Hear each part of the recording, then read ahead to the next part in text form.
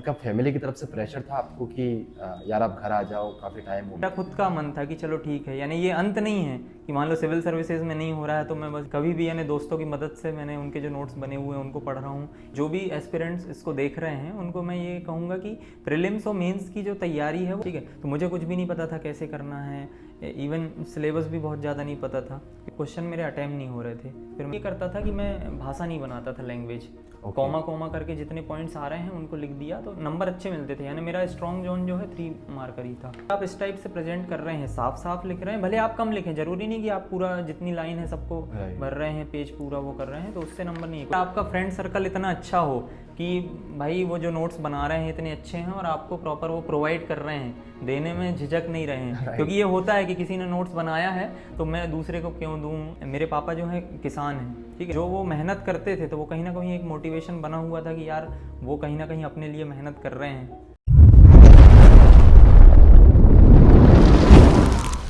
Hi everyone, मैं आपका दोस्त कुमार अर्जुन यादव एक बार फिर से आपका स्वागत करता हूं।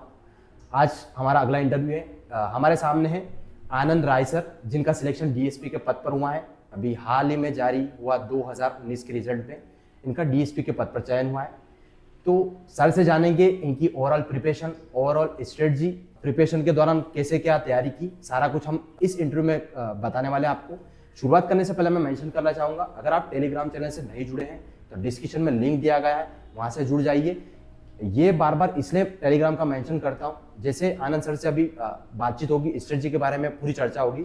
यहाँ पर इनकी कॉपियाँ वगैरह रखी है, नोट्स रखे, तो उनके जो पीडीएफ बना के मैं आपको डाल दूंगा कि कैसे क्या आंसर राइटिंग करते थे, तो सारी चीज़ें हम टेलीग्राम पे आपको प्रोवाइड करवा देंगे। सबसे पहले आपको बहुत बहुत शुभकामनाएं। Thank you. आपका सिलेक्शन 4 वर्षों के बाद लंबा सफर रहा है। जैसा कि शुरुआत करने से पहले जब मीटअप हुआ था तो अपनी बात हुई थी, उसके पहले आपने बताया था कि लंबा संघर्ष रहा है, लंबी थोड़ी जर्नी रही है, ये अचीवमेंट हुआ है, प्राप्त हुआ है। तो थोड़ा सा अपने बारे में हमारी ऑडियंस को बता दीजिए। मेरा नाम आनंद कुमार राय है, मैं मंडला जिले के ग्राम सालीवाड़ा का निवासी हूँ और अभी हाल ही में जारी रिजल्ट 2019 में जो है डीएसपी का पद मुझे प्राप्त हुआ है। और मेरी जो ये सफलता है ये बहुत लंबा संघर्ष रहा है। मैंने 2016 से प्रिपरेशन स्टार्ट की थी। स्टार्टिंग में यूपीएससी की तैयारी मैंने की और 2 मेंस मैंने लिखे हैं यूपीएससी के। और यूपीएससी कंडक्ट करता है सीएपीएफ का एग्ज़ाम, असिस्टेंट कमांडेंट के पद के लिए, तो उसके मैंने 2 इंटरव्यू दिए हैं, पर थोड़ा दुर्भाग्य रहा कि फाइनल सिलेक्शन नहीं हो पाया। फिर 2018 से मैं एमपीपीएससी की तैयारी कर रहा हूँ। 2018 का जो है मैंने मेंस लिखा है पर इंटरव्यू कॉल नहीं हुआ था, क्योंकि एक सामान्य तरीके से बिना तैयारी के मैंने वो मेंस लिखा था तो नंबर कुछ कम रह गए थे, जानकारी मुझे थी नहीं। और उसी दौरान मेरा जो है यूपीएससी का भी मेंस था। और फिर 19 में जब कोविड लगा तो कोविड के बाद से पूरी प्रिपरेशन मेरी एमपीपीएससी की तरफ स्विच हो गई। आपने बताया कि दुर्भाग्यपूर्ण मेरा उधर यूपीएससी में सिलेक्शन नहीं हुआ, तो मुझे लगता है कि आपकी सीट जो है इधर पहले से रिजर्व थी डीएसपी के पद पर, कि आपका पहले इधर हो जाएगा तो आप छोड़िए उधर जाना, आपको एमपी में ही रहना है और अच्छी पोस्ट के साथ में आपको जो चाहते थे, शायद मुझे जहाँ तक लगता है कि आपका जो पर्सनैलिटी है उसके हिसाब से आपको। हाँ, ये कह सकते हैं कि अभी ये है कि चलो यूपीएससी में ये होता है कि कोई दूसरा कैडर मिल रहा है, एमपी कैडर मिल रहा है कि नहीं, तो अभी ये है कि हाँ एमपी में एमपी के जो लोग हैं उनको सर्व करने का मौका मिलेगा, तो ये सौभाग्य मानता हूँ मैं एक इसको। राइट, थोड़ा बैकग्राउंड रहा है, स्कूलिंग वगैरह कहाँ से हुआ है, किस स्ट्रीम में हुआ है, थोड़ा सा कॉलेजेस वगैरह के बारे में क्या क्या स्ट्रीम रहा है वो बता दीजिए। प्रारंभिक जो है कक्षा 3 तक मैंने गांव के ही सरकारी स्कूल से पढ़ाई की है और फिर 3 से लेके 10 तक नैनपुर जो तहसील लगती है मेरी, वहाँ के सरस्वती स्कूल से मैंने पढ़ाई की है। फिर 11-12 सरस्वती स्कूल सिवनी से, सिवनी डिस्ट्रिक्ट जो वहाँ से पढ़ाई की है। और उसके बाद ग्रेजुएशन जो है मेरा मैकेनिकल इंजीनियरिंग में रहा है, इंदौर से किया है मैंने। लगातार इतने स्कूल चेंज हुए आपके, क्या रीजन रहा है? उसकी भी कहानी है, क्या है, थोड़ा सा अगर बताएं शॉर्ट में तो। हाँ, कि स्टार्टिंग में तो ये है 3री तक जो गांव में कि नॉर्मल गांव में पढ़ाई कर रहे हैं। हाँ। फिर उसके बाद गांव में ही मेरी बड़ी मम्मी है, उनके बच्चे पढ़ते थे वहाँ तहसील नैनपुर में रह के। तो उन्होंने पापा को बोला कि ठीक है इनको भी भेजो, मेरे साथ रह के पढ़ेंगे ये तो आगे कुछ अच्छा कर सकते हैं। 10 तक वहाँ पढ़ाई हुई। फिर जो मेरी बड़ी सिस्टर हैं उनको बीबीए करना था, तो वो नैनपुर में अवेलेबल नहीं था तो सिवनी वो गई। फिर यही सोचा कि यार पापा गांव में रह रहे हैं, हम लोग नैनपुर में रहेंगे, दीदी सिवनी रहेगी, तो उससे अच्छा ये है कि सब लोग सिवनी रहते हैं। तो 11th-12th वहाँ से हो गया। तो स्कूलिंग वगैरह कैसा क्या था, मतलब आप पढ़ने में कैसे थे, मतलब शुरुआत से स्कूलिंग वगैरह कॉलेजेस वगैरह में कैसे क्या थे? हाँ, मेरा स्कोर अच्छा रहता था। मैंने 10th जो है मैं वहाँ मंडला में टॉपर था, और जो 12th का जो रिजल्ट था सिवनी डिस्ट्रिक्ट टॉप किया था मैंने। तो परसेंटेज तो शुरू से अच्छे रहे हैं, मेरा एकेडमिक अच्छा रहा है। थोड़ा सा हम बात करते हैं आपकी सिविल सर्विसेज की प्रिपरेशन की। ये जो संघर्ष है, क्योंकि संघर्ष भी बोल सकते हैं, 4 साल बाद रिजल्ट जारी हुआ है। हाँ। मैं बताता कि आप मतलब इंटरव्यू देके घर भी चले गए थे काफी लंबे समय से कि अब रिजल्ट तो आ ही नहीं रहा हाँ, है। 2020 के बाद मैंने एग्ज़ाम देना बंद कर राइट, दिया तो था। एक संघर्ष ही बोल सकते हैं। हाँ। तो इसके बारे में थोड़ा सा ओवरऑल आपकी जो जर्नी रही है वो बताइए मुझे। देखो, जर्नी मैं ये कहूँगा कि जैसे 16 से मैंने प्रिपरेशन स्टार्ट करी, तो हाँ फाइनल सफलता नहीं मिली मुझे, पर हाँ कुछ स्टेप में आगे बढ़ते रहा कि जैसे प्रीलिम्स क्लियर हुआ, फिर मेंस लिख रहा हूँ। उसी दौरान CAPF का इंटरव्यू कॉल भी मुझे हो रहा है। और 19 का जब मैं एग्ज़ाम दिया तो बड़ा जो एक संघर्ष बोलेंगे तो 19 का रिजल्ट नहीं आना। राइट, 4 साल लग गए। फिर 20 का भी मैंने दे दिया उसी समय एग्ज़ाम। तो फिर 20 के बाद फिर मैंने प्रिपरेशन बंद कर दी थी कि टाइम काफ़ी हो गया है, अब एक प्लान बी या फिर अन्य कोई ऑप्शन देखा जाए। आपका फैमिली की तरफ से प्रेशर था आपको कि यार आप घर आ जाओ, काफी टाइम हो गया? नहीं नहीं, ऐसा कुछ भी नहीं। फैमिली तो बहुत सपोर्टिव रही है इवन। और मेरा खुद का मन था कि चलो ठीक है, यानी ये अंत नहीं है कि मान लो सिविल सर्विसेज में नहीं हो रहा है तो मैं बस इसी को लेके बैठा रहूँ, तो ऐसा नहीं था। अगर नहीं होता तो क्या आपका प्लान सोच रखा था कि मुझे और कुछ करना है, फिर वापस से इसी में मतलब जो नेक्स्ट प्री आ रहे हैं, मेंस आ रहे हैं, हाँ, उनको कंटिन्यू करना है? नहीं, शायद मैं उसको कंटिन्यू नहीं करता। जैसे 20 में जो है मुझे अधीनस्थ लेखा सेवा मिली थी। फॉरेस्ट का भी मैंने 20 का इंटरव्यू दिया था पर सिलेक्शन नहीं हुआ। तो ये था कि ठीक है, 20 के 2 इंटरव्यू हैं, फॉरेस्ट वाला और सिविल सर्विसेज। 19 का इंटरव्यू है, यदि इसमें हो रहा है तो ठीक है, नहीं तो फिर आगे तैयारी करने का मन लगभग ख़त्म हो गया था। पर हाँ, जैसे सफलता मिली 20 में तो फिर लगा कि नहीं यार, छोड़ना नहीं चाहिए, यानी काफ़ी नज़दीक अपन आ गए हैं तो उसको और कंटिन्यू अच्छा, आपका 20 में भी हुआ था? मतलब 20 में मुझे अभी हुआ पता है। चल रहा था। नहीं, 20 में हुआ है। अच्छा, मुझे पोस्ट अधीनस्थ मिली है। लेखा में। जी। अच्छा, मुझे स्ट्रेटजी बता दीजिए आपकी, प्रीलिम्स की, मेंस की। आपने बताया था शुरुआत आपने यूपीएससी से किया था, राइट? जी। यूपीएससी एमपीपीएससी थोड़ा सा डिफरेंट है। सिलेबस का काफ़ी सारा मतलब डाइवर्सिटी है, क्योंकि वो तो यूपीएससी का तो बहुत कुछ आपको पढ़ना पड़ता है, राइट? इसमें एक डिसाइड रहता है कि सिलेबस के अंदर आपको ये पढ़ना है, इतना चीज़ें रहती है। सबसे बड़ा डिफरेंस तो ये है यूपीएससी और एमपीपीएससी में कि यूपीएससी में हमें एक ऑप्शनल सब्जेक्ट लेना होता है, उसके 2 पेपर होते हैं। एमपी में वो नहीं है। तो और फिर जीएस के जो सब्जेक्ट हैं, तो एमपीपीएससी का कुछ सिलेबस फिक्स सा है कि सिलेबस पॉइंट टू पॉइंट आपने कर लिया, कुछ क्वेश्चंस का पैटर्न फिक्स है कि उसी टाइप से आएगा। तो प्रीवियस ईयर जो आप क्वेश्चन लगा रहे हैं और नोट्स जो आपके हैंड रिटन यदि नोट्स बने हैं एमपी में, तो वो बहुत बेनिफिट करते हैं। मेरा ड्रॉबैक यही था कि मेरे खुद के नोट्स कभी नहीं रहे। अच्छा। कभी भी, यानी दोस्तों की मदद से मैंने उनके जो नोट्स बने हुए हैं उनको पढ़ रहा हूँ, या रेफरेंस बुक हैं उनमें ही अंडरलाइन कर लिया, फिर उसी को पढ़ रहा हूँ। हाँ, ये लगता है कि नोट्स यदि मेरे बने होते तो नंबर और अच्छे मेरे आते मेंस में। और एमपी के लिए नोट्स तो ज़रूरी है। मैं सबको यानी सलाह यही दूंगा कि नोट्स तो हैंड रिटन खुद के होने चाहिए, क्योंकि लास्ट टाइम में रिवीजन करने में जो है बेनिफिट मिलता है। अच्छा, उसका बेनिफिट मिला आपको? यूपीएससी का आपने प्रिपरेशन स्टार्ट किया था तो फिर इधर स्विच किया आपने? बिल्कुल। जो बेसिक सब्जेक्ट जो है, पॉलिटी है, इकोनॉमी है, ज्योग्राफी है, जो बेस जो है मेरा बहुत अच्छा बन गया था।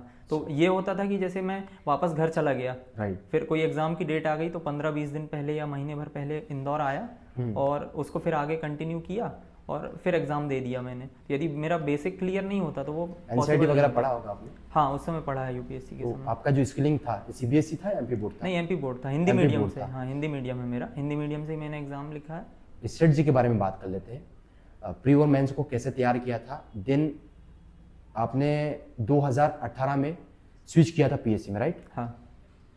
2019 वाले में रिजल्ट में आपका सिलेक्शन हो गया, यानी कि 2 साल बोल सकते हैं आप। हाँ, है ना? तो 2 साल में कवर करना और सिलेक्शन लेना। आपने बताया नोट्स नहीं बना था, सबसे बड़ी चीज़ तो ये है। हाँ।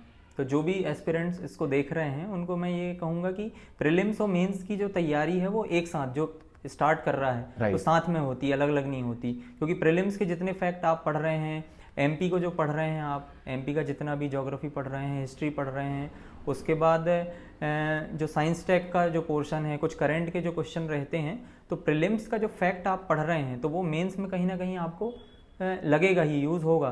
तो इसलिए साथ में तैयारी करें। फिर जैसे ही नोटिफिकेशन आ गया कि हाँ अब प्रीलिम्स की डेट आ गई है कि 2 महीने बाद या 1.5 महीने बाद प्रीलिम्स होने वाला है, तो फिर आप कम्प्लीटली प्रीलिम्स की तरफ स्विच हो जाएं। जैसे प्रीलिम्स का जो भी मटेरियल है यूनिट वाइज अब तो डिवाइड कर दिया है, Right. तो यूनिट वाइज आप जो भी नोट्स प्रेफर कर रहे हैं तो उसके लिए टेस्ट सीरीज ज़्यादा से ज़्यादा लगाएं। प्रीलिम्स के क्वेश्चन जितने ज़्यादा आप लगाएंगे, जितनी ज़्यादा आप गलतियाँ करेंगे, जैसे आपने कोई क्वेश्चन लगाया टेस्ट Right. सीरीज में, वो क्वेश्चन आपका गलत हुआ और यदि वही क्वेश्चन एग्जाम में आ गया तो वो आप कभी गलत नहीं करेंगे, ये तो है। हो सकता है कि जो क्वेश्चन आप सही करते चले थे, हो सकता है कोई सिली मिस्टेक हो जाए, वहाँ एग्जाम में गलत हो जाए, पर आपने टेस्ट सीरीज में जो क्वेश्चन गलत किया है वो गलत नहीं करेंगे आप मेन एग्जाम। आपने फॉलो किया था ऐसा? हाँ मैंने किया था, मैंने यानी टेस्ट जो है क्वेश्चन बहुत सारे अटेम्प्ट किए थे। इसका एनालिसिस होता है, किस टाइप से करते थे आप एनालिसिस? क्योंकि बहुत सारे ऐसा होता है कि आपने टेस्ट दे दिया, राइट, आपने बोला भी है कि टेस्ट लगाना चाहिए, हाँ। बट ऐसा होता है कि आपने टेस्ट लगा लिया कोचिंग पे या फिर जहाँ पर भी, बट आप उसके बाद मिला लेते हैं, देख लिया कि आपने कौन सा गलत हुआ कौन सा सही हुआ, ठीक है, बट ये नहीं देखते कि कौन से इससे पोर्शन से गलत हुआ है सही हुआ है, तो आप कैसे एनालिसिस? देखो टेस्ट जब हम लगा रहे हैं तो उसमें 2-3 चीज़ें होती हैं। पहली चीज़ तो हमें एक्यूरेसी पता चलती है कि जैसे 100 क्वेश्चन हमने अटेम्प्ट किए तो हम कितने एक्यूरेट कर पा रहे हैं, क्योंकि सारे क्वेश्चन अटेम्प्ट करने रहते हैं इसमें, तो कितना स्कोर हो रहा है। दूसरी चीज़ ये कि जो क्वेश्चन हम लगा रहे हैं तो जब हम उसका आंसर देखते हैं या उसकी जो व्याख्या रहती है वो देखते हैं, तो साथ में समझ लो वो टॉपिक आपका तैयार होते चल रहा है।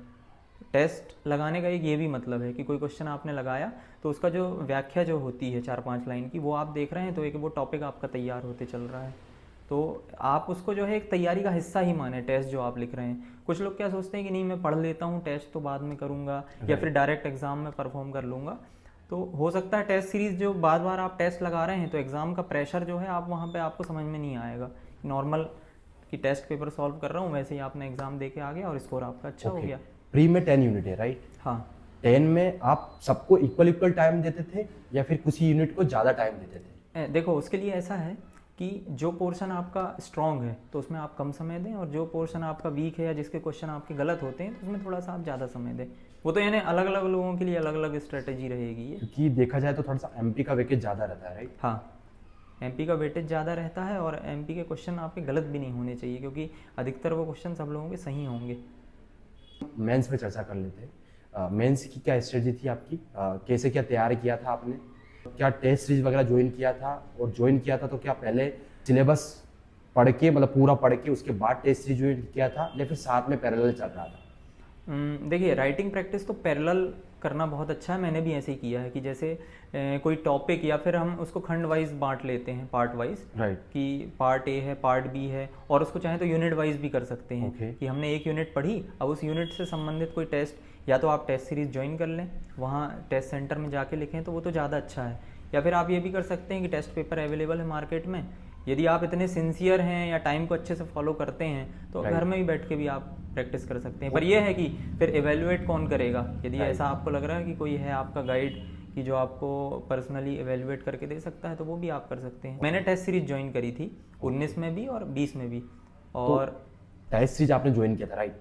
शुरुआत में क्या स्कोर रहता था, कैसे आप प्रेजेंट करते थे, जो फॉर्मेट रहता था 3 मार्कर, 5 मार्कर, 11 मार्कर का? देखो 18 का जो मैंने मेंस दिया है वो मैंने बिना एमपी का कुछ भी नहीं पढ़ा था, सीधे आके दे दिया था। अच्छा। ठीक है, तो मुझे कुछ भी नहीं पता था कैसे करना है, इवन सिलेबस भी बहुत ज़्यादा नहीं पता था, क्योंकि जस्ट उसके बाद मेरा यूपीएससी का मेंस था। ओके। फिर 19 में मैंने ये सारी चीज़ बदल दी। ओके। 19 के लिए ये किया कि जब पहला मैंने पेपर जब लिखा था ना, पॉलिटी का पेपर था, तो मैं थोड़ा सा कुछ पैराग्राफ टाइप से लिख रहा हूँ या फिर क्वेश्चन जो है उसको एनालाइज ज़्यादा कर रहा हूँ, जैसा यूपीएससी में होता है, टू द पॉइंट वैसा नहीं हो रहा था, तो क्वेश्चन मेरे अटेम्प्ट नहीं हो रहे थे। फिर मैंने देखा कि भाई इसमें चेंजेस क्या करने पड़ेंगे, तो फिर टेस्ट सीरीज़ के कुछ मॉडल आंसर्स देखे, तो उसके बाद फिर मैंने चेंज जैसे किया, तो स्टार्टिंग में हाँ 60, 65, 70, 72 इस टाइप से एक पार्ट में नंबर आते थे, फिर वो बढ़ते बढ़ते 80+ हो गया था। आपने चाहे कॉपी भी रखी टेस्ट सीरीज, हाँ। तो आप अगर बताना चाहें कि आपकी जो फर्स्ट कॉपी थी उसमें कैसे क्या प्रेजेंट किया था आपने, क्या स्कोर रहा था, देन जो लास्ट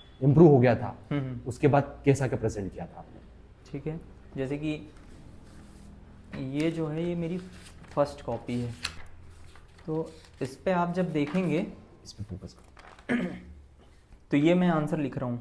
Okay. ये 5 मार्कर है, 3 मार्कर? 5 मार्कर है। Okay. तो ये पैराग्राफ टाइप से लिख रहा हूँ, इसमें पॉइंट कुछ समझ में आ नहीं रहा है। okay. अधिकतर इसी टाइप से लिखा हूँ, और लास्ट तक जाएंगे आप तो ये मेरा पेपर छूट रहा है, अच्छा, कंप्लीट नहीं हो पाया। ये पहली कॉपी है? पहली कॉपी है। यदि आपका पेपर छूट रहा है तो फिर तो कोई मतलब नहीं, आप बाहर हो रहे हैं। कितने क्वेश्चन छूटे थे इसमें? इसमें जो लास्ट के 3 बड़े क्वेश्चन होते हैं उसमें एक क्वेश्चन पूरा छूट गया मेरा। क्वेश्चन देखो, वो क्वेश्चन यदि आपका छूट रहा है एग्जाम में जो किसी से नहीं बन रहा है Right. तो ठीक है, कोई दिक्कत नहीं है। Okay. पर इजी आते हुए क्वेश्चन छूट रहे हैं तो वो तो ब्लंडर है। आपने फिर। जब हाँ, इम्प्रूव मैंने जब किया तो देखेंगे कि जैसे ये 3 मार्कर हैं। अच्छा, 3 मार्कर में मैं ये करता था कि मैं भाषा नहीं बनाता था, लैंग्वेज कॉमा कॉमा करके जितने पॉइंट्स आ रहे हैं उनको लिख दिया तो नंबर अच्छे मिलते थे। यानी मेरा स्ट्रॉन्ग जोन जो है 3 मार्कर ही था। राइट। फिर उसके बाद ये है कि हाँ 5 मार्कर में जैसे क्वेश्चन पूछा है तो उसको सब हेडिंग कैसे देना है, कुछ डायग्राम है तो वो मैंने डाल दिया या फिर पॉइंट पॉइंट में लिख दिया जो क्वेश्चन की डिमांड है उस टाइप से। और फिर जो बड़ा क्वेश्चन आता है तो 19 वाले में तो 3 पेज में लिखना होता था 300 शब्दों में। तो उसके लिए फिर ऐसा किया कि जो क्वेश्चन पूछा है इंट्रो लिख रहा हूँ, कुछ डायग्राम है तो वो बनाया, उसको बाइफर्केशन कर दिया उसका सब हेडिंग डाल के। अच्छा, जो क्वेश्चन मान लीजिए 5 क्वेश्चन है 11 मार्कर के, तो सबका फॉर्मेट सेम रखते थे या फिर अलग अलग करते थे आप? हाँ, मैं ये कोशिश करता था कि फॉर्मेट में चेंज करते रहूँ कि एक मोनोटोनस ना लगे कि जैसे कि इसने एक कोई पैटर्न को फॉलो कर लिया है या कोई रटा हुआ है ऐसा पैटर्न है, तो वो नहीं करता था मैं। बीच में हो सकता है कुछ पैराग्राफ सा मैं दे दूँ छोटा सा 3-4 लाइन का, फिर पॉइंट्स दे दूँ, फिर वहाँ कोई फ्लो चार्ट मैंने डाल दिया इस टाइप से। डायग्राम का यूज़ मैं अच्छे से करता था। जैसे मैं एक आपको साइंस टेक की कॉपी बताता हूँ।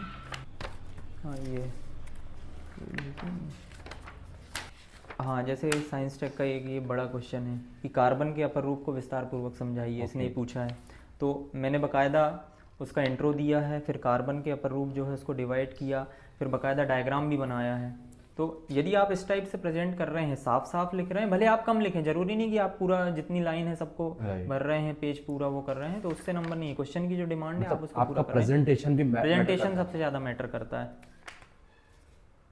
जैसे ये बायोटेक्नोलॉजी पे क्वेश्चन है तो आप जितना अच्छे से प्रेजेंट करेंगे उसको, अच्छा, तो उतने आपको नंबर ज़्यादा। अभी आपने कॉपी बताई, काफ़ी अच्छे से आपने एक्सप्लेन कर रखा, बट एक थोड़ा सा मुझे ये है कि जो अब 3 मार्कर होता है, 5 मार्कर होता है, 11 मार्कर होता है, इसमें आपको कितने मार्क्स मिलते थे? मतलब अगर आपने इतने टेस्ट दिए हैं तो एवरेज क्या 3 में से 3 मिलता था, 5 में से कितना मिलता था, 11 में से कितना मिलता था? देखो, वो तो ये रहेगा कि 3 मार्कर यदि आप अच्छे से अटेम्प्ट कर रहे हैं, कुछ में 3 नंबर भी मिल जाएंगे, कुछ में 2.5, कुछ में 2 रहेगा, तो लगभग 34-35 नंबर लगभग मेरे आ जाते थे 3 मार्कर में। और जो 5 मार्कर हैं तो उसमें किसी में 3, किसी में 2.5, ऐसा एवरेज एक मार्किंग रहती थी। क्योंकि मैं क्वेश्चन जो अटेम्प्ट करता था पहले 3 मार्कर मैंने कर लिया टाइम अपना सेट करके, फिर 11 मार्कर कर लिया, फिर वापस 5 मार्कर में आता था क्योंकि टाइम का थोड़ा वो इशू रहता था मुझे क्वेश्चन अटेम्प्ट करने का। अच्छा, क्वेश्चन अटेम्प्ट करने का हाँ, क्या रीज़न हो सकता है इसका? स्पीड का इशू बोल सकते हैं। आपने मतलब थोड़ा सा आंसर राइटिंग कम किया था? नहीं, आंसर राइटिंग तो मैंने ठीक किया था, वो थोड़ा सा नेचुरली उसको बोलेंगे, क्वेश्चन में छोड़ता नहीं था, ये था। ठीक है। आपने शायद मुझे मेंशन किया था कि मैंने नोट्स नहीं बनाए थे। हाँ, इसका कोई डिसएडवांटेज मिला आपको या फिर एडवांटेज मिला इसका? बहुत ज़्यादा डिसएडवांटेज इसका नहीं कहूँगा मैं, क्योंकि ठीक है मेंस में मेरे अच्छे ठीक ठाक नंबर आए। और हाँ, यदि खुद के नोट्स रहते तो हो सकता है 10-15 नंबर और बढ़ जाते, ये हो सकता है। पर हाँ, जितने भी एस्पिरेंट्स हैं मैं उनको ये कहूँगा कि नोट्स खुद के बनाएं, या फिर आपका फ्रेंड सर्कल इतना अच्छा हो कि भाई वो जो नोट्स बना रहे हैं इतने अच्छे हैं और आपको प्रॉपर वो प्रोवाइड कर रहे हैं, देने में झिझक नहीं रहे हैं। क्योंकि ये होता है कि किसी ने नोट्स बनाया है तो मैं दूसरे को क्यों दूँ इस टाइप से। पर जो मेरा फ्रेंड सर्कल था उसमें एकदम कुछ रोक टोक नहीं, जैसे कि मेरे एक दोस्त का नोट्स है, मैंने उठा लिया कि मैं पढ़ रहा हूँ आज तो तू दूसरा पढ़ ले, इस टाइप से। तो यदि आपका सर्कल अच्छा है तो वो कहीं ना कहीं बेनिफिशियल रहेगा। ग्रुप स्टडी चलता था क्या? हाँ, ग्रुप स्टडी, क्योंकि हमने एक रूम से जो है 5 लोगों ने इंटरव्यू दिया है 19 का एक रूम से एक साथ। हाँ, मतलब आपका ग्रुप तो हैट्रिक से भी आगे पहुंच गया मतलब। हाँ बिल्कुल, ये कह सकते हैं। जैसे इंदौर ने स्वच्छता में अभी 7वीं बार आ गया है। हाँ, तो आप भी चाहेंगे कि आपके रूम से जितने भी लोग हैं इस टाइप से इंदौर की तरफ ऐसे ही हैट्रिक लगेगी, राइट? बिल्कुल। तो ग्रुप स्टडी का आपको मतलब फायदा ही हुआ है? अगर कोई करना चाहे तो कर सकता है क्या? इसका सही रहता है क्या? हाँ, कर सकते हैं। देखो, ग्रुप स्टडी का ये है कि आप सिंसियर रहें, आपको अपना टारगेट पता हो, ये ना हो कि ग्रुप स्टडी में आप टाइम वेस्ट कर रहे हैं, वैसा ना हो। यदि सिंसियरली आप कर रहे हैं, नोट्स बना रहे हैं मिलके, तो वो बेनिफिशियल रहेगा आपके लिए। इंदौर की लाइफ के बारे में क्या बोलना चाहिए? कैसी क्या लाइफ रही? आप तो दिल्ली भी रहे, आपने बताया था जी। यूपीएससी का प्रिपरेशन किया, कितने टाइम रहते आप दिल्ली? दिल्ली में रहा हूँ 4 साल। 4 साल दिल्ली में रहे। फिर संघर्ष यहाँ- मेरा लंबा रहा है काफी। अच्छा। यानी 8 साल मुझे हो गए फाइनली ये पोस्ट लेने में। अच्छा। हाँ। तो थोड़ा सा इंदौर की लाइफ के बारे में बताइए या फिर दिल्ली की लाइफ के बारे में बताइए। देखिए दिल्ली की लाइफ तो मैं यानी वहाँ कंटिन्यू दिल्ली में रहा हूँ 4 साल। कभी कभी त्यौहार में जैसे होली दिवाली इस टाइप से आ गए तो, और वहाँ ज़्यादातर ये है कि लाइब्रेरी वगैरह मैं ज्वाइन नहीं करता था कि जो मेरा रूम है मुझे जहाँ पे है वहीं पे पढ़ना है। कोचिंग गए आके पढ़ लिए। स्टार्टिंग जो पहला साल था तो कोचिंग मैंने ज्वाइन की थी और उसके बाद सेल्फ स्टडी रूम पे ही। और इंदौर की लाइफ तो बहुत ज़्यादा वो नहीं है क्योंकि मैं एग्ज़ाम दिया और वापस घर चला जाता था और फिर जब एग्ज़ाम की डेट आ रही है तब वापस आता था इंदौर। तो घूमना फिरना इस टाइप से ज़्यादा कुछ भी नहीं, नॉर्मल रूम में बैठे हैं पढ़ रहे हैं और टेस्ट जो ज्वाइन किया है तो टेस्ट सेंटर जाके टेस्ट लिख दिया, एग्ज़ाम हुए वापस घर। आपने बताया था कि आपका लंबा संघर्ष रहा है, तो इस संघर्ष के बीच सिलेक्शन तक और संघर्ष की जब शुरुआत हुई थी इसके बीच में क्या क्या फेस देखने को मिले आपको? देखो संघर्ष क्या है, ये खुद से ही रहा है संघर्ष कि मैं यानी इतना लंबा टाइम हो गया पढ़ रहा हूँ, कुछ कुछ एग्ज़ाम निकल भी रहे हैं अलग अलग स्टेप में, पर फाइनल सिलेक्शन नहीं हो रहा। तो कहीं ना कहीं एक अंदर ही यानी वो जो लड़ाई रहती है वो खुद से है समझ लो, क्योंकि घर वालों का पूरा सपोर्ट था। उनने कभी नहीं कहा कि तुम अब तैयारी मत करो या फिर तुम्हारा निकल नहीं रहा है क्या है, तो उनका पूरा सपोर्ट था। क्योंकि जैसे मेरे पापा जो हैं किसान हैं, ठीक है, और साथ में बिजनेस भी करते हैं। तो जो वो मेहनत करते थे तो वो कहीं ना कहीं एक मोटिवेशन बना हुआ था कि यार वो कहीं ना कहीं अपने लिए मेहनत कर रहे हैं, क्योंकि इकोनॉमिकली तो मैं उन पे डिपेंडेंट था। तो वो मोटिवेशन था कि ठीक है कुछ ना कुछ करना है।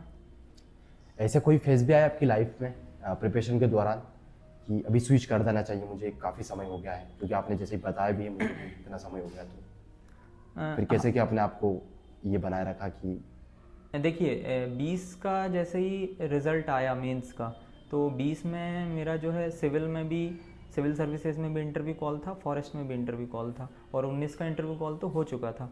तो उसके बाद फिर मैंने ये सोचा था कि 3 इंटरव्यू दे रहा हूँ, इनमें से किसी में भी सिलेक्शन हो जा रहा है तो ठीक है, जो भी पोस्ट मिले। यदि पोस्ट बहुत उतनी अच्छी नहीं मिल रही है सेटिस्फाइंग, तो आगे तैयारी में फिर कंटिन्यू कर सकता हूँ, और यदि नहीं हो रहा है तो फिर ठीक है, कोई ऐसा इशू नहीं है।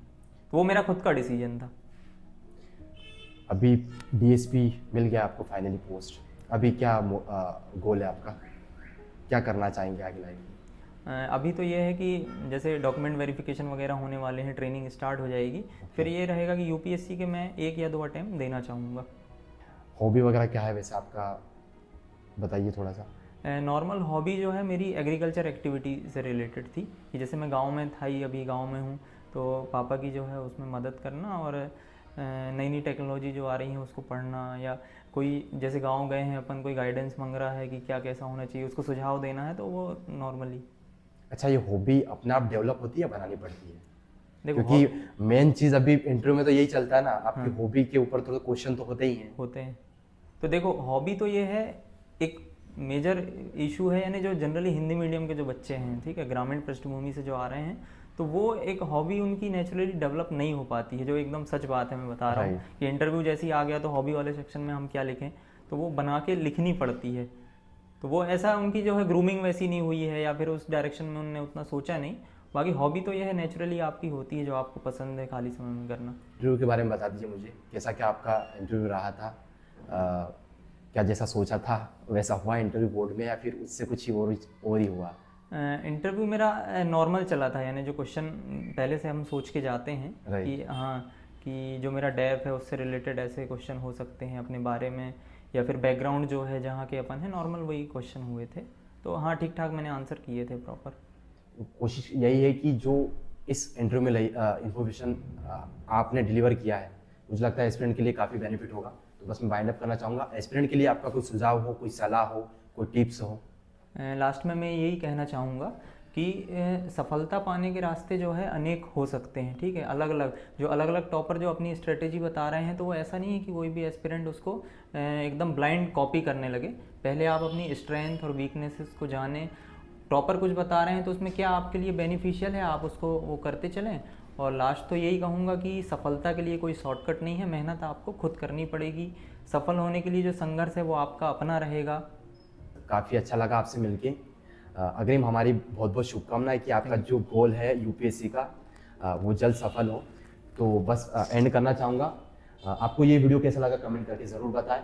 साथ ही साथ आपके मन में किसी भी प्रकार का क्वेरीज है तो वो भी कमेंट कर दीजिए। कोशिश करूंगा मैं जो नेक्स्ट इंटरव्यू या नेक्स्ट टॉपर्स का जो टॉपर्स जो करने वाला हूँ उसमें कवर करने की कोशिश करूंगा। अगर आप टेलीग्राम चैनल से नहीं जुड़े हैं तो डिस्क्रिप्शन में लिंक दिया गया है, वहाँ से जुड़ जाइए। बार बार मैं यही मेंशन करता हूँ आपको, क्योंकि अभी देख सकते हो आप, ये जैसे आनंद सर की कॉपी है, इसका मैं आपको फॉर्मेट किस टाइप से प्रेजेंटेशन करते थे वो देख के आप अपने जो आंसर राइटिंग है वो फॉर्मेट को सुधार सकते हैं। तो बस मैं डाल दूंगा इन्फॉर्मेशन, जो भी नोट्स वगैरह है कलेक्ट करके आपको टेलीग्राम पे प्रोवाइड करा दूंगा। तो ये इंटरव्यू कैसा लगा कमेंट करके जरूर बताएं, और चैनल पर नए हो तो चैनल को सब्सक्राइब कर दीजिए, वीडियो को लाइक कर दीजिए। Thank you so much.